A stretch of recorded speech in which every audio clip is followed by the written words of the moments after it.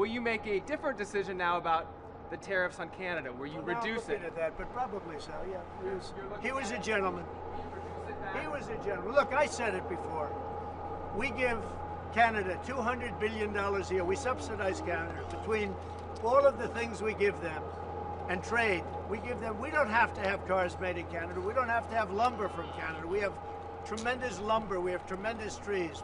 All I have to do is unfreeze them from some of the restrictions that were put on. I can do that with an executive order. We don't need energy. We have more energy than anybody else in the world.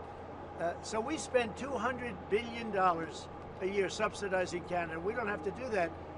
And frankly, the way that gets solved is Canada should honestly become our 51st state. We wouldn't have a northern border problem. We wouldn't have a tariff problem.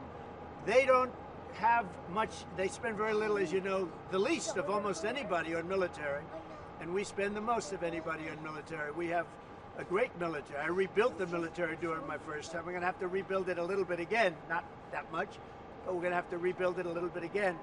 But Canada would be great as our cherished 51st state. You wouldn't have to worry about borders. You wouldn't have to worry about anything. And by the way, Canada is very highly taxed, and we're very low tax.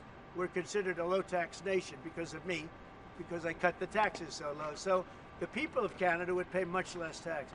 It makes a lot of sense.